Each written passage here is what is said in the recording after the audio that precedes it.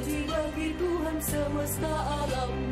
Kita negeri berlian, ciptakan damai anti kekerasan, warna dan indah perbedaan, taat konstitusi dan toleransi, saling menerima dengan semua tradisi, kebalkan tangan dan saling menghargai cita-cita kita untuk NKRI. Assalamualaikum warahmatullahi wabarakatuh. Salam sejahtera bagi kita semua. Shalom, Om Swastiastu, Namo Buddhaya, salam kebajikan, berkah dalam, rahayu. Selamat datang kembali di podcast Lantai Surga, obrolan santai seputar moderasi beragama. Dengan saya Anissa Lais. Jadi Sobat Mantap, kali ini kita telah hadir bersama kita Kepala Seksi Pendidikan Madrasah Bapak Waloya SAGM Ya, terima kasih selaku Anissa. Narasumber kita pada hari ini. Assalamualaikum Bapak. Waalaikumsalam warahmatullahi wabarakatuh. Sehat nggih Pak? Alhamdulillah sehat walafiat Mbak Anissa. Jadi Sobat Mantap, hari ini kita akan berbincang-bincang atau ngobrol nih bareng dengan Pak Wal mengenai moderasi beragama dalam madrasah. Oke, kita langsung saja ya ke Pak Wal. Pak Wal, per hari Senin kemarin anak-anak atau siswa-siswi madrasah itu sudah mulai berangkat sekolah ya Pak? Iya, benar-benar ya. Nah, kira-kira nih Pak, apa sih Pak yang dipersiapkan oleh Kementerian Agama khususnya Kabupaten Purworejo ini pada tahun ajaran 2025-2026? Terima kasih Mbak Anissa, co-host baru kita ya, di podcast Lantai Surga. Lantai Surga itu apa Mbak Anissa? Obrolan santai seputar moderasi beragama. Bagus, mantap. Bapak Ibu pemirsa podcast Lantai Surga yang saya muliakan. Seperti yang Bapak Ibu saksikan, mungkin di hari Senin kemarin jalan ramai. Banyak orang tua memboncengkan anaknya mengantar ke sekolah, termasuk di madrasah Mbak Anissa.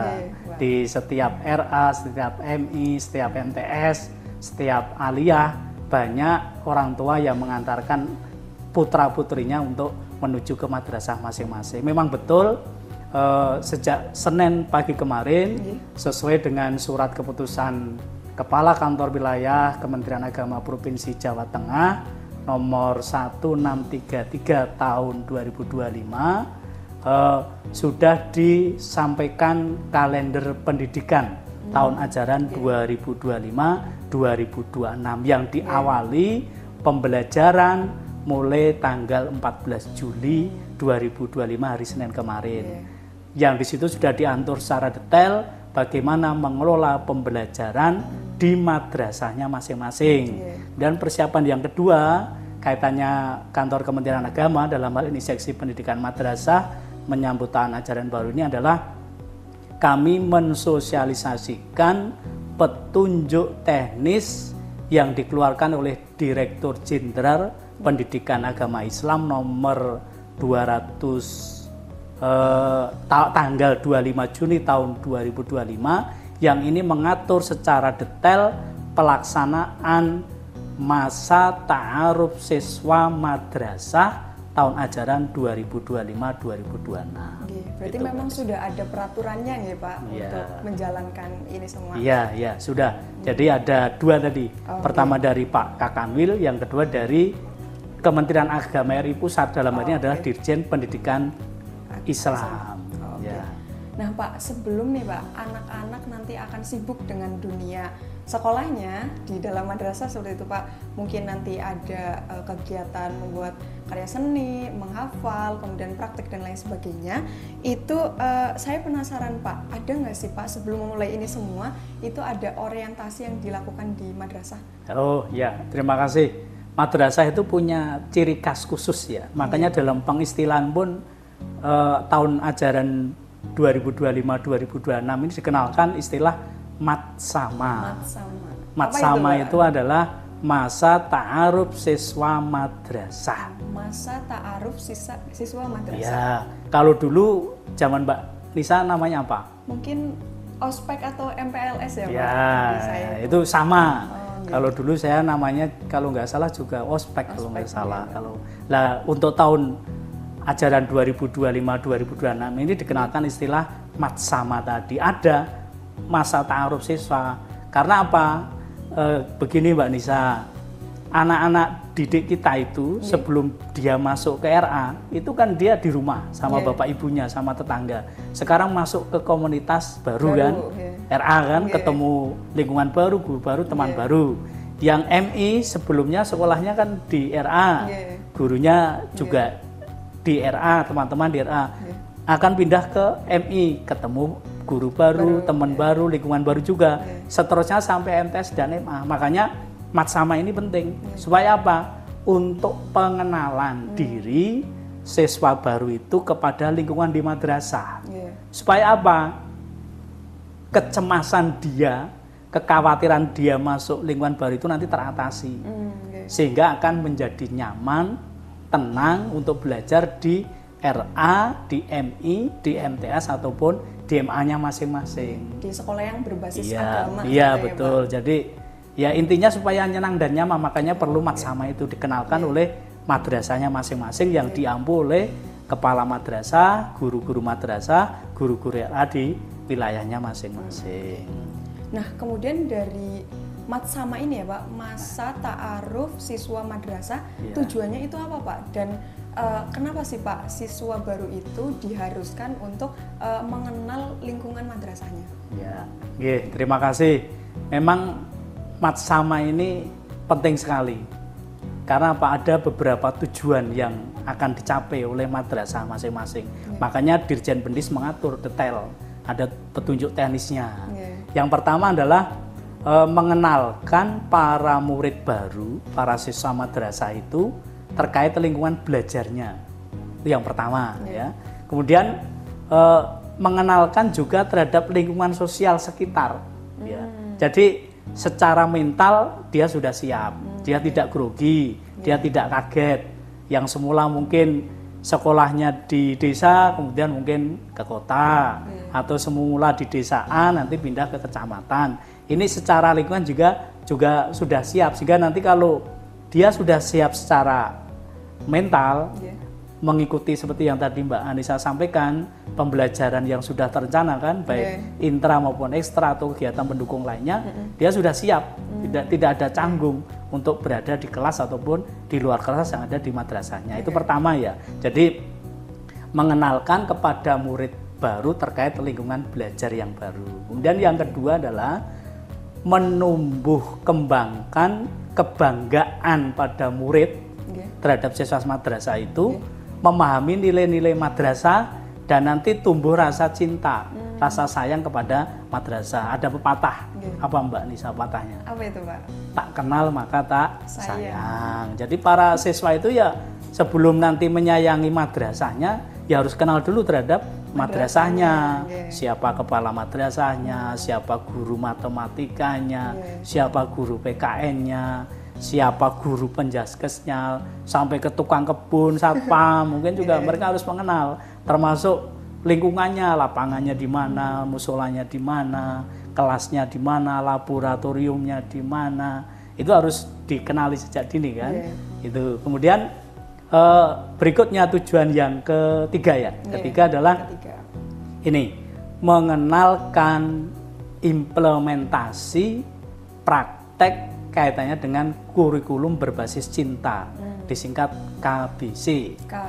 Bukan AHDC ya, tapi KBC kan gitu.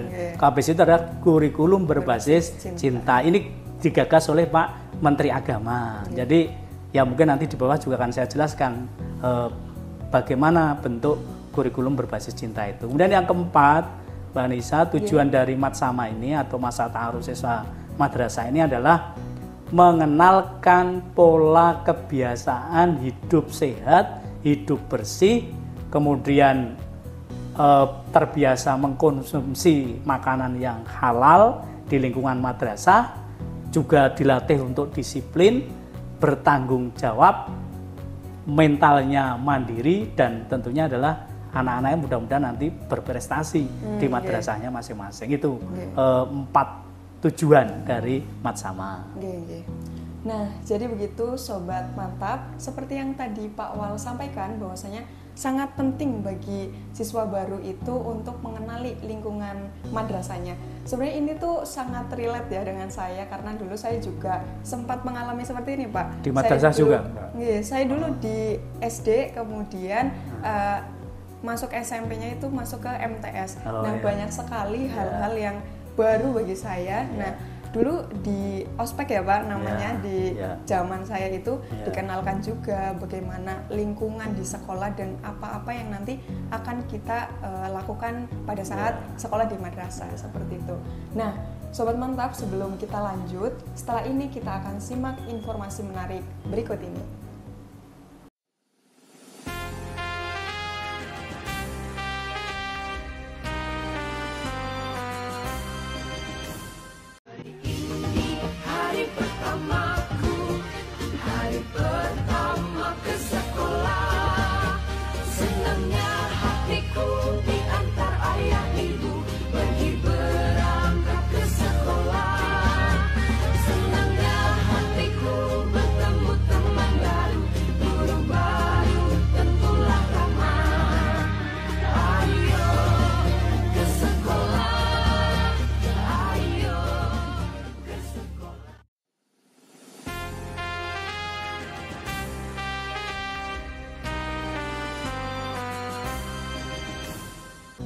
Halo Sobat Mantap, sekarang kita kembali lagi di podcast Lantai Surga. Nah, Pak, sekarang kita berbicara mengenai moderasi beragama. Sebenarnya apa Pak makna moderasi beragama dalam madrasah ini? Terima kasih Mbak Anissa. Ini termasuk hal pokok yang ada di dalam Matsama. Jadi hal moderasi beragama ini di Kementerian Agama menjadi isu aktual. Tidak hanya siswa, tapi seluruh pegawai ASN di Kementerian Agama juga harus memahami moderasi beragama ini. Termasuk dalam masa ta'aruf siswa madrasah ini, nanti juga akan dikenalkan, dipahamkan moderasi beragama dalam madrasah. Dalam hal ini adalah siswa-siswa kita yang ada di madrasah. Jadi, Bapak Ibu pemirsa podcast Lantai Surga yang saya hormati, moderasi beragama untuk anak-anak madrasah ini unik. Kenapa unik? Kenapa unik? Karena di madrasah itu homogen. Yang masuk ke madrasah siswanya kan muslim semua. Ya kan? Agamanya Islam semua. Tapi kenapa mesti harus diajarkan tentang moderasi beragama? Ya ini penting. Pentingnya bagaimana? Supaya mereka mengenali bagaimana untuk berjiwa modern dalam beragama. Di dalam madrasah mungkin semuanya agamanya Islam, tapi mungkin amaliyahnya berbeda-beda, kan gitu kan? Ada yang mungkin niat sholatnya dilahirkan, ada yang cukup di batin, ada yang pakai kunut, ada yang tidak pakai kunut. Ini juga harus dididik moderat dalam amaliyah, sehingga nanti anak-anak ini mempunyai jiwa toleran, tidak saling menyalahkan, menganggap dirinya paling benar, amaliyahnya paling benar. Ini harus diawali dari ini. Nanti kalau keluar dia akan moderat dalam beragama. Dengan berbagai agama, aliran kepercayaan yang ada di Indonesia nanti juga menghargai. Jadi itu titik poinnya untuk siswa madrasah, kenapa juga harus moderat. Diawali dari moderat dalam amaliyahnya masing-masing, karena memang dalam menjalankan amaliyah mesti tidak sama kan. Ada yang berangkat dari keluarga aktivis Muhammadiyah, ada yang berangkat dari keluarga Nahdlatul Ulama atau ormas yang lain yang masing-masing amaliyahnya berbeda-beda. Ini harus moderat, harus toleran. Kita kan taunya ini ya Pak, kalau moderasi beragama itu selalu mengenai agama lain gitu, agama yang tidak sama. Padahal moderasi beragama itu juga ada di dalam agama yang sama. Ya gitu justru itu yang pokok, jangan sampai malah di internal tidak moderat, di internal malah saling menyalahkan, saling membenci, menganggap dirinya paling benar, yang lain salah. Itu nggak boleh. Makanya anak-anak kita, siswa madrasah juga harus disampaikan moderat dalam beragama ini. Paling tidak kalau ini sudah dididik, nanti lahirnya naik ke tingkatan yang tinggi, dia akan mempunyai komitmen kebangsaan kan. Jadi yakin kalau dasar kita itu adalah Pancasila kan gitu kan. Dalam berbangsa dan bernegara kita berpandu kepada berbeda-beda tetapi tetap satu, Bhinneka Tunggal Ika. Kemudian negara kesatuan kita ya Republik Indonesia ini harus kita pertahankan sampai titik darah penghabisan. Itu naiknya nanti ke nilai-nilai kebangsaan kan. Jadi kemudian juga akan melahirkan toleransi yang tadi internal juga nanti keluar kan gitu. Kemudian tidak mempunyai jiwanya adalah humanis. Dia anti kekerasan. Nanti sampai tidak bullying kan gitu kan, tidak membuli teman-temannya. Sekarang isunya kan rame kan, ya tidak boleh seperti itu. Nanti ya jiwanya jiwa humanis, dia anti terhadap kekerasan baik di dalam maupun di luar madrasah. Anak-anak kalau sudah dipahamkan moderasi beragama, ya nanti jiwanya tidak jiwa keras. Kemudian yang pokok lagi ini Mbak Anissa, yang kadang belum dipahami oleh banyak orang. Di dalam moderasi beragama itu juga ada satu nilai yang harus dipegang oleh anak-anak kita di madrasah. Apa itu, Pak? Yaitu akomodatif, terbuka terhadap budaya dan kearifan lokal. Anak-anak sekarang, apalagi Gen Z, Mbak Anissa ini termasuk Gen apa? Gen Z kan, Gen Alpha, itu kadang malu terhadap budayanya sendiri kan, budaya lokal. Lebih senang dengan budaya mancanegara kan, budaya Eropa, budaya Timur Tengah. Lah kalau anak madrasah harus aware terhadap budaya lokal, kearifan lokal. Makanya saya selalu pesan kalau ke madrasah-madrasah itu anak-anak juga diajari seni-seni budaya lokal, tarian lokal, tapi dikemas dalam lingkup yang tidak bertentangan dengan nilai-nilai agama. Kan banyak sekali budaya lokal kita kan. Kalau di Projo itu ada apa? Tarian, tari apa Mbak Nisa? Saya dengar waktu itu Pak, namanya tari apa ya Pak? Tari Dolala. Ya itu bisa dikemas menjadi tarian yang tidak bertentangan dengan nilai agama, syairnya dirubah menjadi syair pendidikan. Ada mungkin makanan. Nah, ini termasuk budaya lokal kan? Mengenalnya sekarang makanan-makanan modern, mungkin dengan makanan tradisional Projo tidak paham. Ya mungkin suatu saat kalau ada pembelajaran tata boga, dikenalkan juga anak-anak makanan tradisional di kita. Berpakaian, berbaju. Ya, baju khas daerah Projo itu, baju adat daerahnya kayak gini. Itu juga perlu dikenalkan nilai-nilai supaya apa? Mencintai budayanya, mencintai kearifan lokalnya. Jadi apa tidak boleh mempraktekkan budaya asing, ya harus difilter. Kalau bertentangan dengan tradisi keagamaan ya jangan. Budaya kita itu sudah sangat adiluhung. Tinggal nanti monggo Pak guru-guru di madrasah, anak-anak kita juga dikenalkan kaitannya dengan kearifan lokal. Berbahasa, ya anak-anak kita juga harus bisa mengenal bahasa Jawa kan gitu kan. Bahasa Inggrisnya bagus, bahasa Arabnya bagus, bahasa Jawanya nggak bisa, ya juga kurang pas. Ya tiga-tiganya harus bagus gitu. Nah, itu tadi sangat mendalam ya Pak. Nah, sejalan dengan moderasi beragama Pak, sebenarnya kita kan tahu ya Pak bahwasanya Menteri Agama kita Bapak Nasaruddin Umar itu kan menggagas mengenai kurikulum berbasis cinta yang tadi sudah sedikit Bapak spill di depan. Benar-benar. Nah, itu sebenarnya apa Pak makna kurikulum berbasis cinta? Oh iya, terima kasih Mbak Nisa. Memang betul Pak Profesor Nasaruddin Umar, Menteri Agama kita memang menggagas melahirkan kurikulum berbasis cinta ataupun KBC. Secara ringkas bisa saya sampaikan makna dari kurikulum berbasis cinta itu sebenarnya itu nanti bisa melahirkan anak-anak yang toleran, anak-anak yang saling mencintai, menjaga kerukunan, menjaga persatuan dan kesatuan bangsa, sehingga negara kita itu nanti damai, rukun, aman dan sentosa. Itu sebenarnya tujuan pokoknya kan. Makanya anak-anak harus dikenalkan nilai-nilai dasar dulu. Yang pertama adalah cinta kepada Allah.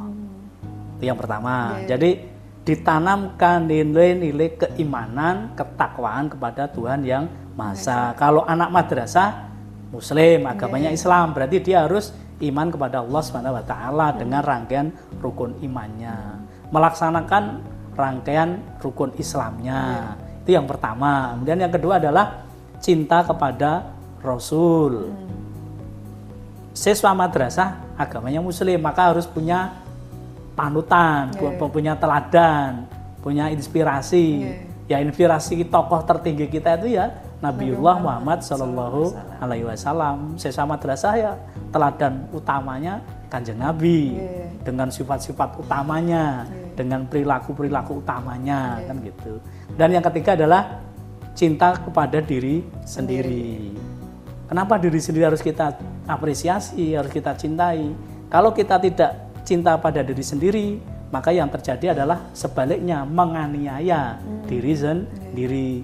Bentuk cinta kepada diri sendiri itu apa? Ya menjaga diri kita untuk pola hidup sehat, kan gitu kan? Tidur yang cukup, olahraga, belajar untuk sukses cita-cita, kan gitu kan? Berpakaian yang bagus. Tapi kalau aniaya, ya merusak diri sendiri bahaya kan?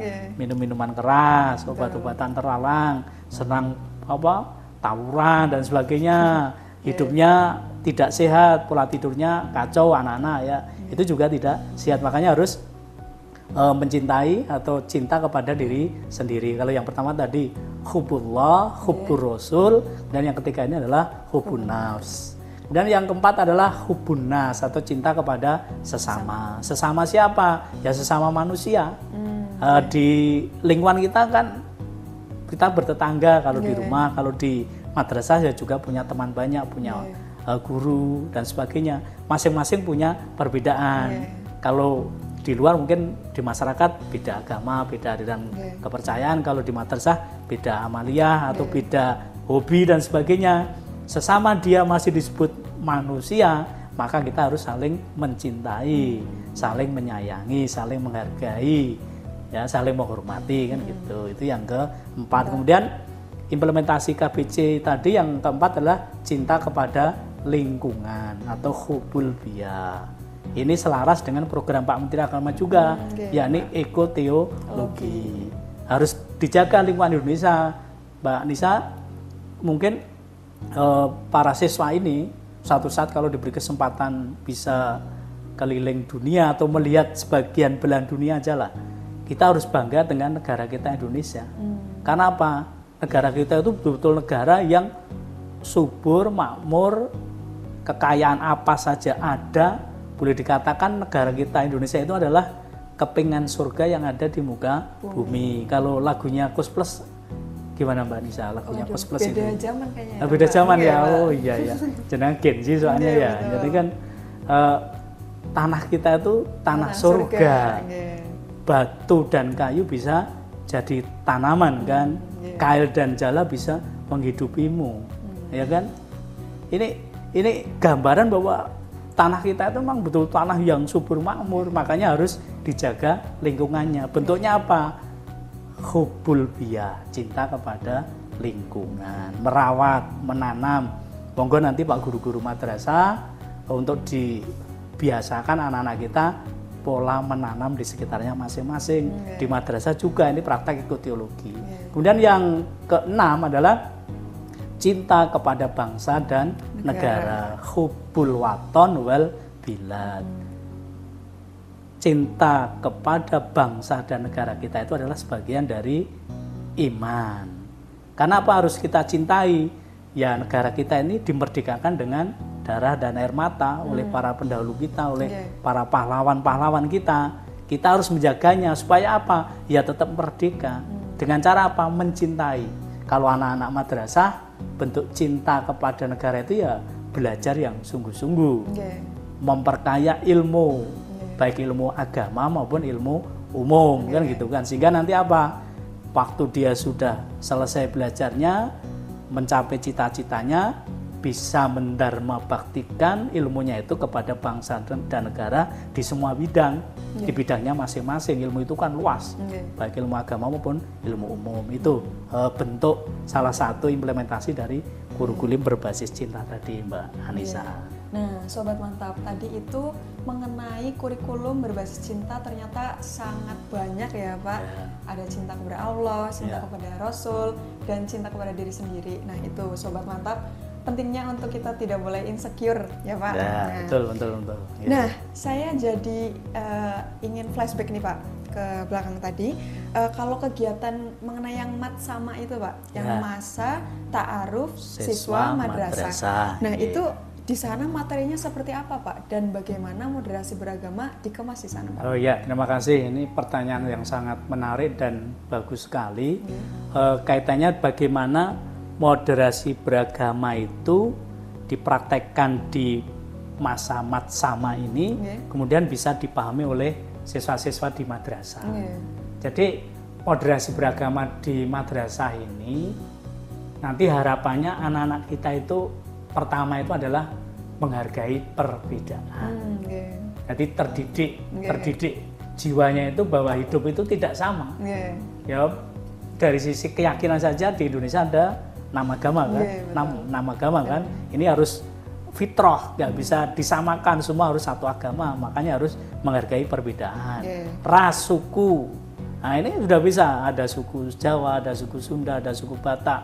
Ini juga berbeda semua, warna kulit juga berbeda. Makanya harus ditanamkan sejak dini anak-anak kita itu untuk menghargai perbedaan yang ada. Itu yang pertama. Kemudian yang kedua adalah anak-anak kita itu tidak ekstrim. Jadi dalam pemahaman keagamaan anak-anak kita itu tidak radikal, tidak ekstrim. Bentuk ekstrim radikal itu apa? Ya merasa paling benar sendiri, memaksakan kebenaran itu untuk teman-temannya, untuk orang lain. Kalau sesama madrasah mudah-mudahan nanti bisa dididik untuk tidak ekstrem, tidak radikal. Apa yang dia yakini, agama yang dia yakini harus diimplementasikan secara pribadi ke keluarga, tapi satu sisi dia tidak boleh memaksakan kehendak kepada orang lain, apalagi sampai radikal dengan cara mengancam, menyakiti, itu nggak boleh. Kemudian yang ketiga adalah mengutamakan toleransi. Toleransi kalau lagi nih, kembali ke toleransi anak-anak kita nanti mudah-mudahan ya setelah didik di madrasah ini moderasi beragama punya jiwa yang lebih terbuka. Terbuka itu apa? Oh di luar kita itu ternyata banyak perbedaan. Tapi perbedaan itu jangan sampai memecah belah, tapi harus menyatukan. Bedanya agama harus menyatukan, bedanya suku juga harus menyatukan dalam kerangka negara kesatuan Republik Indonesia. Kemudian berikutnya adalah mengembangkan pemahaman yang seimbang. Jadi tidak boleh terlalu harus seimbang. Jadi kalau pemahamannya itu seimbang maka jadi nyaman. Jadi tidak memvonis ini yang benar, ini yang mutlak salah, ini yang mutlak benar, enggak. Karena ya kebenaran yang sudah kita yakini kalau agama itu menjadi keimanan kita. Tapi kalau nanti agama lain punya kebenaran sendiri sesuai dengan keimanan mereka, ya kita harus menghargai. Maka yang terakhir adalah akhirnya nanti adalah menghargai, menghormati orang lain. Nanti baru tercipta kerukunan. Kemudian Mbak Nisa, saya jelaskan lagi, memang di matsama itu nanti siswa madrasah itu akan diberikan materi yang banyak. Ada kemadrasahan, ada nilai-nilai madrasah, kemudian yang ketiga ada madrasah aman, nyaman, dan menyenangkan, kemudian keempat moderasi beragama, dan yang terakhir implementasi ekoteologi yang di depan tadi sudah saya jelaskan. Tapi dari berbagai banyak tujuan ini, salah satu yang nanti Bapak Ibu guru di madrasah juga perlu penekanan biar selaras dengan Asta Protas Kementerian Agama, dengan Asta Protas Pak Menteri Agama yang sudah diluncurkan. Moderasi beragama ini juga menjadi isu utama. Jadi nanti komitmen kebangsaan di anak-anak juga hadir, kemudian toleransi menerima perbedaan juga hadir, anti kekerasan, dan tentunya adalah akomodatif terhadap budaya lokal, kearifan lokal yang tadi saya jelaskan. Gitu Mbak Nisa. Sedikit nih Pak, tadi kan Bapak menyampaikan bahwasanya sangat akan banyak materi di dalam madrasah nanti. Nah, kira-kira ada tips nggak Pak, atau nanti bagaimana pembelajaran di sana dikemas menjadi sesuatu hal yang menarik bagi siswa gitu? Karena saya sendiri sebagai Gen Z ya Pak, kalau terlalu banyak nanti materi ini segala macam, tapi hanya disampaikan dengan monoton itu sangat membosankan Pak. Bagaimana Pak? Ya, terima kasih. Di madrasah itu sebenarnya sudah dikembangkan media pembelajaran berbasis digital. Makanya tidak, Bapak Ibu guru di madrasah yakin sudah terbintek bagaimana bisa mengikuti perkembangan anak-anak sekarang. dalam proses pembelajaran harus mengembangkan media pembelajaran yang menarik. Betul, termasuk Pak. di dalamnya adalah media pembelajaran digital. Termasuk saya, Mbak Nisa, sekarang masih proses diklat pelatihan kepemimpinan pengawas angkatan 27, sekarang masih off kampus. Saya juga sekarang melaksanakan implementasi aksi perubahan. Apa itu, Pak? Yang saya beri nama branding pendidikan madrasah, optimalisasi atau akselerasi konten pendidikan lewat TikTok madrasah mendunia terintegrasi unggul di Kementerian Agama Kabupaten Projo. Ini termasuk penyesuaian. Jadi nanti akan banyak media sosial yang dikembangkan di madrasah kaitannya dengan konten pendidikan yang nanti akan kita upload, kita share di media sosial. Kalau di aksi perubahan saya ada di media TikTok. Ini dalam rangka ini menjembatani supaya apa, pembelajaran itu menarik. Guru merekam pembelajaran, anak-anak belajar di video, nanti bisa menjadi salah satu media pembelajaran juga. Dan saya yakin di madrasah Bapak Ibu guru juga demikian akan mempraktekkan pembelajaran yang menarik baik di dalam kelas maupun di luar kelas. Nah, Pak Wal, kita kan sudah ngobrol banyak nih Pak tadi tentang matsama, moderasi beragama, toleransi, kurikulum cinta juga. Sebelum Pak Wal nanti akan menyimpulkan mengenai obrolan kita kali ini, ada yang mau lewat nih Pak? Ya, monggo disilakan.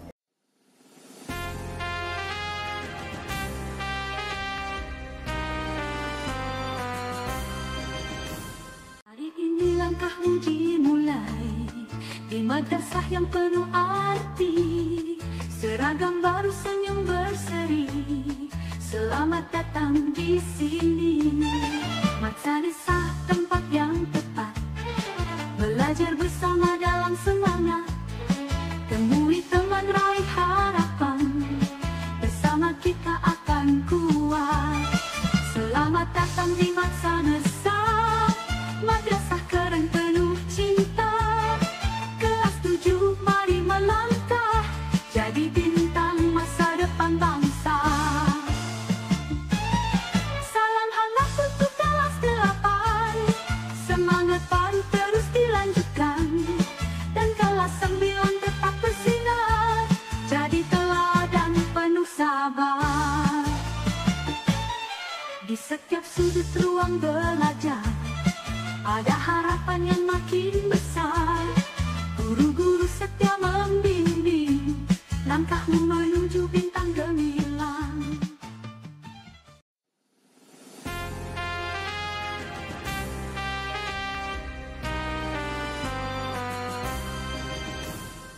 Halo Sobat Mantap, kembali lagi di podcast Lantai Surga. Nah, tak terasa ya Pak, ini sudah berada di penghujung pertanyaan nih Pak.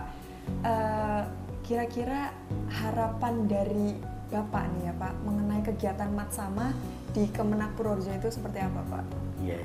Ya, terima kasih.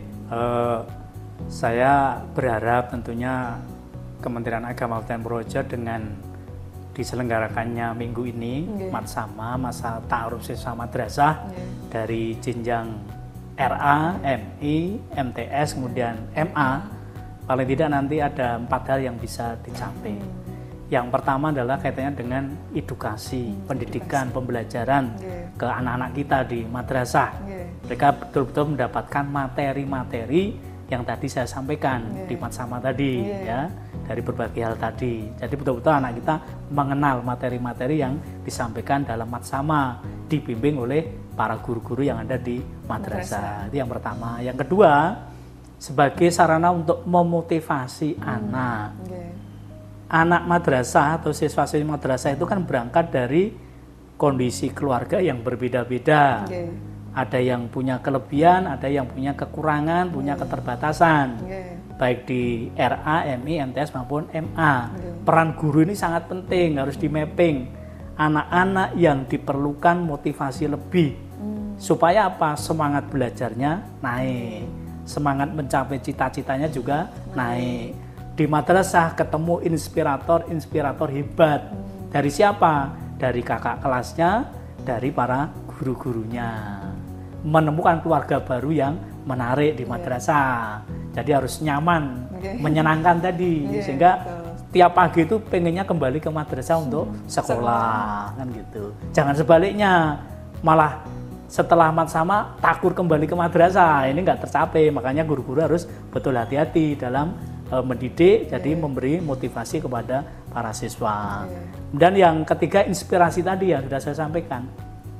Hadir di madrasah itu, anak-anak kita akan mendapat inspirasi yang positif dari keluarga besar madrasah, baik dari siswa, guru, tenaga kependidikan, dan juga lingkungan yang ada di madrasah. Yang terakhir, yang keempat, mudah-mudahan anak-anak kita selepas matsama itu akan muncul semangat untuk berprestasi. Kalau di madrasah itu kita mengenal panca prestasi, Mbak Nisa. Apa itu, Pak? Panca itu 5, prestasi itu ya tentunya adalah capaian yang sangat maksimal, berprestasi, unggul. Yang pertama adalah panca prestasi yang pertama adalah kaitannya dengan prestasi akhlak. Di madrasah dididik 2 disiplin ilmu, ilmu keagamaan dan ilmu umum. Ilmu keagamaan inilah yang akan mendidik anak-anak madrasah untuk mempunyai akhlak yang baik. Itu yang pertama, adab kepada orang tua, adab kepada lingkungannya. Mereka mengenal ibadah sejak dini, kan? Dan yang kedua adalah ilmu keagamaan. Keunikan siswa-siswa madrasah dibandingkan dengan siswa di sekolah umum lainnya adalah kemampuan dalam penguasaan ilmu pengetahuan. Mereka itu lengkap. Betul. Diajarkan ilmu pengetahuan umum sebagaimana anak-anak yang di SD, SMP, SMA. Tapi dia lebih khusus, diajarkan pengetahuan keagamaan yang lebih luas. Kalau di umum kan PAI, kalau di madrasah lengkap. Mbak Anissa dulu diajar apa? Ada Al-Quran hadis, ada bahasa Arab, ada fikih, ada tarikh, ada apa lagi? Apalagi ya Pak? Bahasa Arab. Bahasa Arab, ya kan? Ini lengkap, kemampuan ilmu agamanya lengkap, jadi tahu. Jadi harapannya ya nanti prestasi ilmu keagamaan juga meningkat, kan gitu. Banyak anak-anak kita yang juara lomba pidato bahasa Arab, lomba khitobah, itu kan prestasi ilmu keagamaan kan? Ya. Nanti akhir bulan Juli, insya Allah kita akan memberangkatkan kontingen porseni madrasah ke Banyumas. Ada cabang olahraga dan juga seni. Kemudian prestasi yang ketiga adalah sains dan teknologi. Walaupun sekolahnya di madrasah, Mbak Nisa, jangan sampai menutup diri dari perkembangan ilmu pengetahuan dan teknologi. Betul, Pak. Anak madrasah diajar enggak? Ya jelas diajar. Mereka kan juga diajar ilmu pengetahuan alam, ilmu pengetahuan sosial, bahkan IT-nya. Siswa-siswi kita di MI, ujian akhirnya itu, asesmennya, ujiannya sudah pakai berbasis Android, sudah pakai aplikasi CAT, sudah tidak manual pakai kertas lagi. Ini contoh, jadi pengembangan sains dan teknologi. Itu untuk perangkatnya disediakan atau ya mereka punya sendiri, HP sendiri dari jenjang MI, MTS, MA. Kita sudah mengenalkan teknologi sejak dini. Nah, itu sudah dipraktekkan tuh di ujian-ujian madrasah. Ada yang berbasis HP, ada juga kalau labnya bagus pakai komputer. Ini sudah semua. Itu artinya anak-anak kita di madrasah juga tidak kalah dalam prestasi sains dan teknologi. Mereka sudah pandai menggunakan alat-alat IT kan untuk membuat konten dan sebagainya. Nah, ini menyelaraskan dengan sains teknologi. Mudah-mudahan nanti ada yang bisa membuat pesawat juga. Aduh, amin. Buat robot ya kan gitu kan, ya kan. Kemudian yang panca prestasi yang keempat, harapan kami nanti anak-anak madrasah itu juga prestasi dalam bidang bahasa dan budaya. Yang tadi saya sampaikan. Pidato bahasa Inggris bisa, bahasa Arab bisa, bahasa Indonesia bisa, bahkan mungkin bahasa Mandarin juga bisa semua, karena bahasa ini memegang peran penting dalam peradaban bangsa kan. Anak-anak kita mudah-mudahan nanti juga dididik di madrasah prestasi dalam bahasa dan budaya kan gitu. Kemudian olahraga dan seni yang prestasi yang kelima, mudah-mudahan anak kita juga ahli, tidak hanya ahli tapi berprestasi. Anak kita madrasah ada juga yang juara tenis meja, juara bulu tangkis, gitu kan. Bahkan sampai ke seninya, Nah, sampai seni kan, mungkin juara nyanyi, juara tari, kan kayak gitu. Jadi panca prestasi ini mudah-mudahan diawali dengan matsama ini nanti tercapai di madrasah masing-masing. Yang terakhir, ya harapannya anak-anak kita itu betul-betul nanti akan menjadi siswa-siswi madrasah yang moderasi, yang moderat, mencintai lingkungan, menjaga kerukunan bangsa dan negara, menjadi anak-anak yang sukses, ilmu dunianya juga ilmu akhiratnya. Gitu Mbak Nisa harapan kami. Nah, Sobat Mantap, tadi sudah banyak sekali insight yang kita dapatkan dari Pak Wal. Kita tahu bahwasanya di dalam dunia pendidikan di madrasah, khususnya di Kabupaten Purworejo ini tidak luput dan malah bahkan berhubungan erat ya Pak dengan moderasi beragama. Betul, Seperti contohnya tadi di kegiatan Matsama ya Pak, banyak sekali diajarkan di situ, ditanamkan untuk sikap toleransi, cinta kepada sesama temannya gitu ya Pak. Nah itu yang menjadi pondasi di dalam madrasah seperti itu Pak. Sobat Mantap, kita tahu bahwa Indonesia memiliki banyak keragaman seperti bahasa, budaya, dan agama. Namun sejatinya keindahan itu tidak perlu diubah, biarkan itu menjadi gradasi yang indah. Kemenak Purworejo dalam bidang pendidikan madrasah selalu memberikan inovasi dan gerakan-gerakan yang mendukung dan berkiblat kepada kebijakan pemerintah. Saya kira itu poin kita kali ini. Mudah-mudahan obrolan kita kali ini dapat bermanfaat untuk kita semua. Saya Anissa Lesungun Islami dengan Pak Waluya pamit undur diri. Kita akhiri. Wassalamualaikum warahmatullahi wabarakatuh. Salam sejahtera bagi kita semua. Shalom, Om Santi Santi Om, Namo Buddhaya, salam kebajikan, berkah dalam rahayu. Sobat Mantap, sampai bertemu kembali di program podcast Lantai Surga Kemenak Purworejo. Jangan lupa pantau terus kanal media sosial Kemenak Purworejo. Like, komen, subscribe, dan share. Terima kasih. Terima kasih Mbak Nisa, terima kasih semuanya.